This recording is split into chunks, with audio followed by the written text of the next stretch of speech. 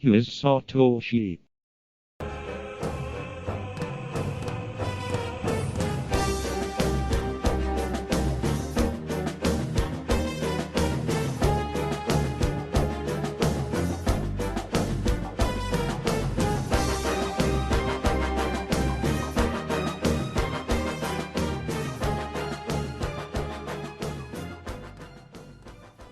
Dorian Nakamoto.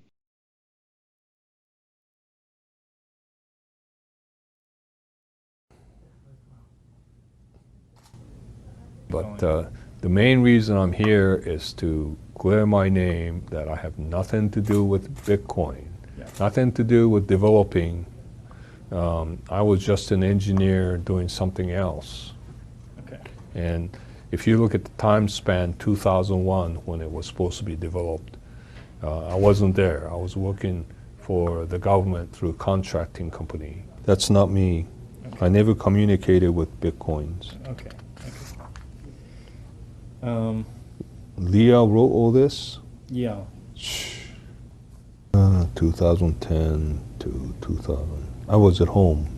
Okay. I wasn't working for anybody. Okay. I just believe that somebody put that fictitious name in there. Mm-hmm. Satoshi Nakamoto and Bitcoin, or Bitcoin. Do you think? Nick Szabo.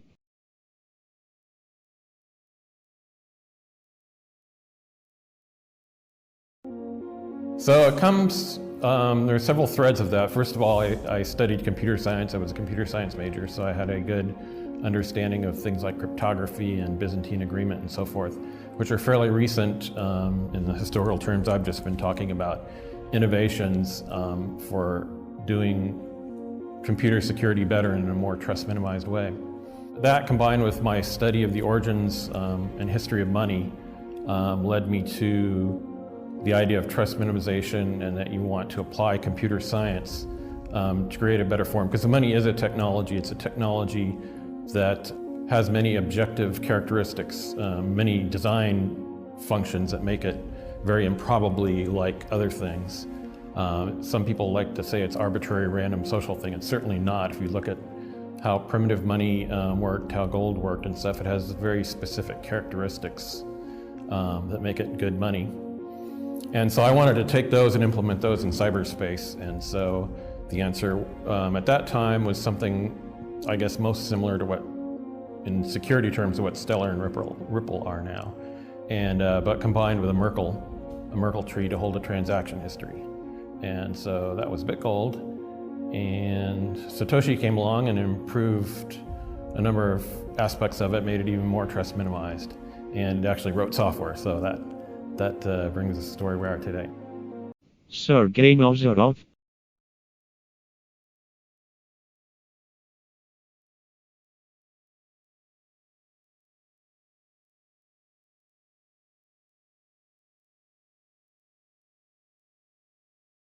Let me ask you this question. Who is Satoshi Nakamoto? There's quite a few people who suggest that person is you. So, is it you? No. Who do you think it could be? I don't know who it is. I think if I had to guess, it's probably a group of people, some of which might not even be around anymore.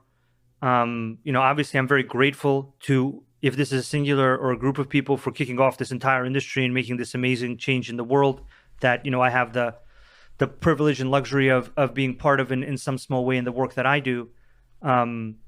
I think also this kind of focus on who is Satoshi or who isn't Satoshi shouldn't, in my opinion, matter so much, because regardless of who it is, that, in my opinion, should have no substantial, significant effect or bearing on the functioning or the value or the use or the security of the Bitcoin system, right?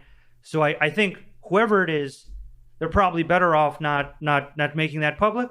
And I think beyond that, whoever it turned out to be shouldn't matter, because it has nothing to do with how the system is made useful or secure or anything else. And so I think that's the that's the point of view that I have. Now, if you were Satoshi Nakamoto, would you tell me? Because you said they shouldn't, whoever Satoshi is, he should keep that private. So would you tell it to me or no? We're in some kind of weird like thought experiment here. If I was this guy, let me think about this. Which I'm not, by the way. I am not this person. But if you were, would you say it?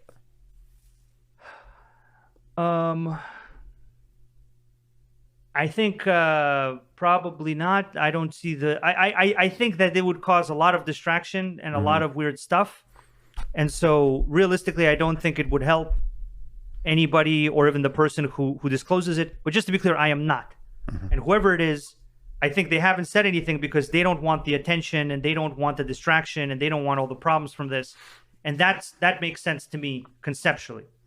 Craig Wright.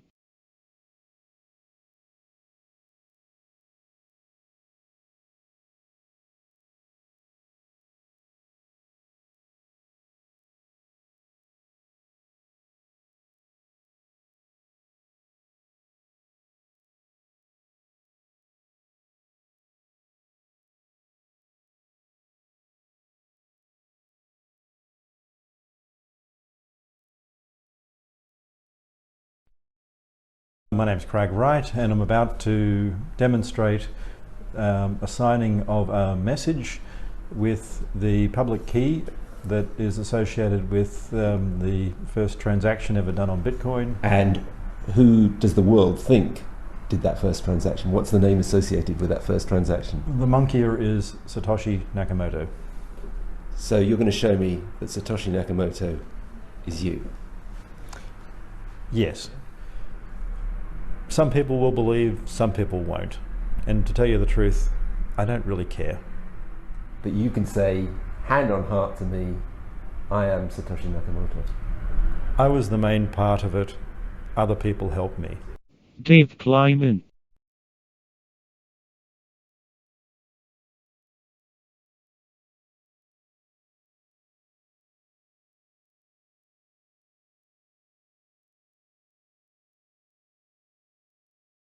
Dave Kleiman has more than 15 years' experience in information security management. He even developed a security program for Windows operating system, and he joins us from Miami. Dave, thanks so much for joining us.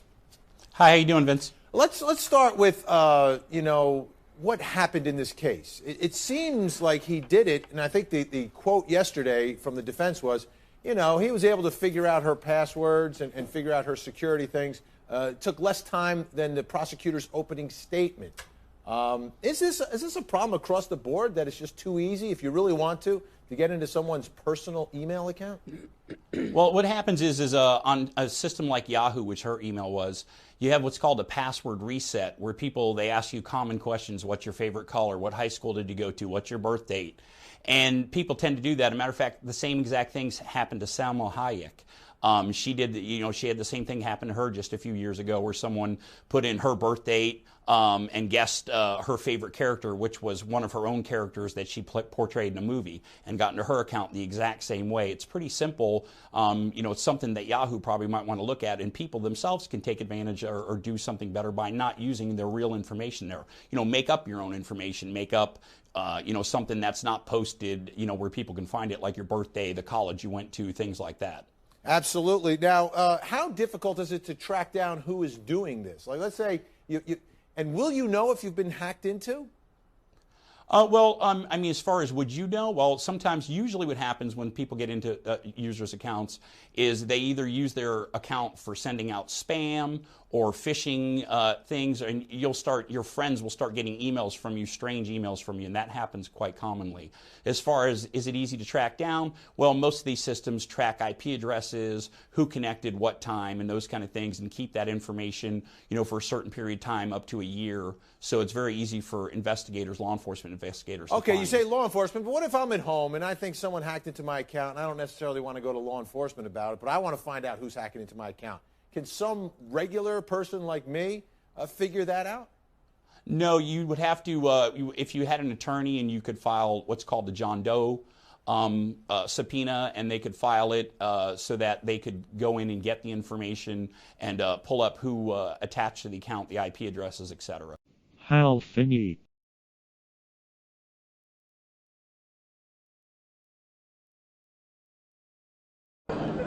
next hear from Hal Finney.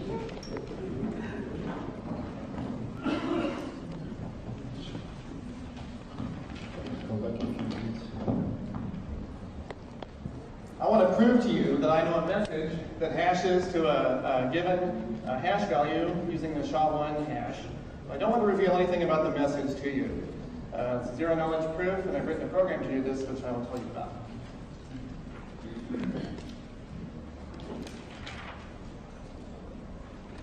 Here's the basic model that we have. Peggy the prover knows the message, and we have Victor the verifier that she's going to make this proof to. So she sends a commitment to the message over to Victor, which locks her into the message without revealing any information to Victor about it. Now what we're going to do is she's going to go and calculate the SHA-1 hash on this message, and Victor is going to start with the message commitment, and he's going to calculate simultaneously with her a commitment to the SHA-1 hash. She's going to help him do this as they perform the calculation together, but of course again without revealing any information about the message. At the end, she has the hash, Victor has the commitment to the hash, and she'll open the commitment. He can verify that it matches what he calculated, and that's how he'll know that this was the message that she knows the message that hashes to this value.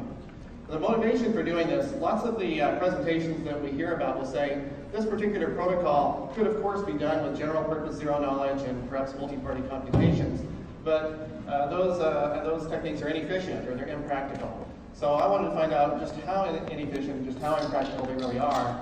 I picked SHA because obviously there's not going to be any kind of an elegant zero knowledge proof of a SHA hash, because the whole algorithm is designed to be complex and irreversible. So it's really meant as a benchmark to see what the state of the art is for zero knowledge proof systems that can handle general and irregular problems like this. Together and really enjoy. About that time, I got started on what would turn to be the next phase of my career, which is a rather technical field called cryptography, which deals with basically scrambling data. And the main commercial application is to protect sensitive data on the internet from being stolen. So it's actually a very mathematical field and quite interesting, even as a theoretical from the theoretical perspective, independent of its practical applications. But it's a field that really fascinates me for that reason. As I was describing earlier, the thing I always love is when there's an intellectual challenge that when you master it gives you practical abilities, and cryptography is an ideal field for that because the intellectual challenge is very great, but the practical applications are very useful and, in my opinion, quite amazing and counterintuitive. So as I started to learn about it, I was really interested, and I got involved with the guy who was developing a cryptographic software program for the internet. I started working with him. He lived in another state, but I would work on his program at night. He had created kind of a first version, but he needed a lot of improvements, and for some reason he didn't want to do the improvements. He was trying to get other people to do them, and so I became that person. So after a couple of years of the software being continually developed and used, he decided to start a company to commercialize it and orient it towards the business market. So he hired me. At first he wanted me to move up to the San Francisco Bay Area, Silicon Valley. That was where the headquarters were going to be. But I didn't want to leave Santa Barbara. The kids were in school, Fran was working. We really loved living here. So he finally agreed that I could work from home, live at home, work, do what they call telecommuting, and just travel up to there a few times a year. And that was in 1996, and I basically worked there ever since. It's been great. I can live at home. I work on cryptography, which is this field that I love, and I don't have to do too much travel. I have a lot of connections and respect within the field, and it's just been an ideal area for me. I've been really, really happy and satisfied working in that all these years. Before we talk about the fundamental ideas behind Ethereum and cryptocurrency, perhaps it'd be nice to talk about the origin story of Bitcoin and the mystery of Satoshi Nakamoto. You gave a talk that started with sort of asking the question, what did Satoshi Nakamoto actually invent? Maybe you could say, who is Satoshi Nakamoto and what did he invent? Sure. So Satoshi Nakamoto is the name by which we know the person who originally came up with Bitcoin.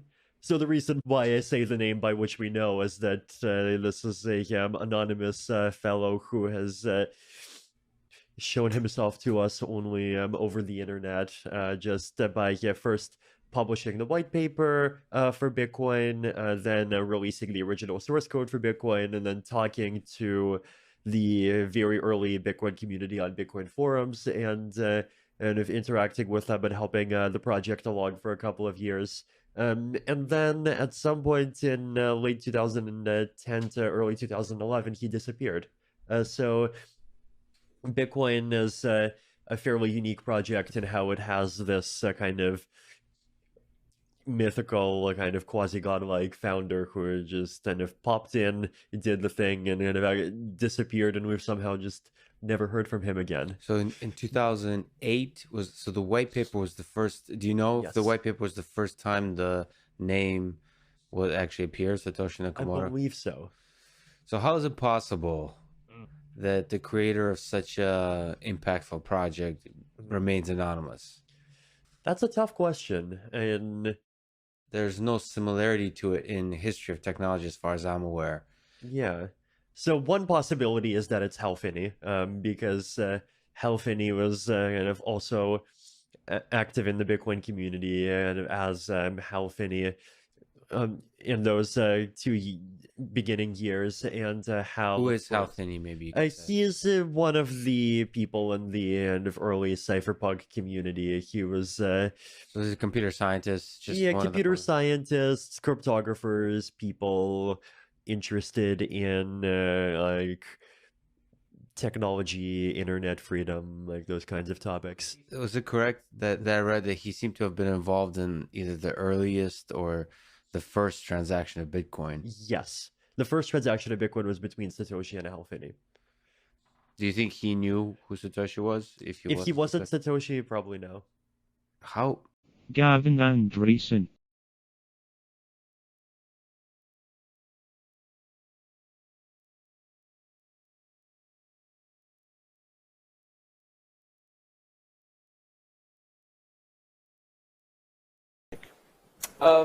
Yeah, I'm not surprised I wasn't asked why I'm convinced Craig is Satoshi. I posted on Reddit. He signed in my presence using the private key from block number 1, the very first mined Bitcoin block, on a computer that I'm convinced had not been tampered with, on software I'm convinced that had not been tampered with, a message of my choosing. And so that kind of sealed the deal for me, convincing me that he does have that private key. My interactions with him feel like this is the inventor of Bitcoin. I remind everybody he is human. I'm sure he makes mistakes like we all do. I'm sure he's made some mistakes in the past. And he wants his privacy. So I'm going to draw a line. If you ask me questions about this, I draw the line at, I will explain why I'm convinced. I will not go into personal details of the discussion that I had with him. Just to sow a bit of controversy for fun, I'll explain why I think he's probably not Satoshi. It's 2 minutes. 2 minutes. I mean, first of all, very simple signaling theory. He had the opportunity to take 2 different paths of proving that he's him. One path would have been to make that exact kind of proof, make a signature from the first Bitcoin block, put the signature out in public, make a very simple 10-line blog post that anyone, including people, including cryptographers like Dan Bonet and Ben Kaminsky and so forth, can verify that it's him. and just post that out there and let the cryptographic community do it. Instead, he's taken this path where he's wrote this big long blog post with 200 lines. It's so confusing that even Dan Kaminsky said it's too confusing, and tried to only show that signature to a few select people, and we're supposed to trust them. So in general, signaling theory says if you have a good way of proving something and a noisy way of proving something, and you choose the noisy way, then that means, chances are that means it's because you couldn't do the good way in the first place. Okay. Bram Cohen.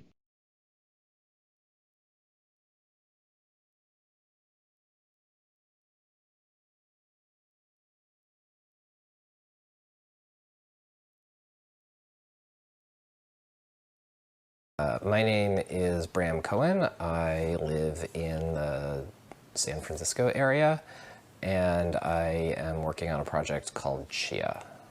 Tell us more about Chia and your involvement with blockchain. Chia is a project to try and make a better Bitcoin based on having a consensus algorithm that is less wasteful, more secure, and more distributed, and making a smart transaction system that's better at value transfer and security kind of applications. Tell us more about what you think about blockchain and the current environment that we have right now. There's a lot of scams and bullshit in the cryptocurrency space currently. I am trying to make real technology, but at the moment, hype is getting the attention rather than technology getting the attention. What kind of things do you think need to take place before the technology fueling blockchain can really start, taking hold in, the marketplace and being more effective than it currently might be? Right now, the technology to do a lot of the things people want to do with cryptocurrencies isn't really there. There is some actual usage of Bitcoin currently for real stuff, mostly around international transfers. To do better at that, there needs to be a system which allows those things to be done quicker, with greater scaling, and with greater security. And so I am working on the level 1 solution to allow those layer 2 things to be built in the future. And then we'll work on building the ecosystem of those things being made around it. Okay. So given everything that's currently taking place in, the blockchain and Bitcoin world, what are some of your predictions for the direction that this technology and the actual use cases are going? It's very hard to make predictions, particularly about the future.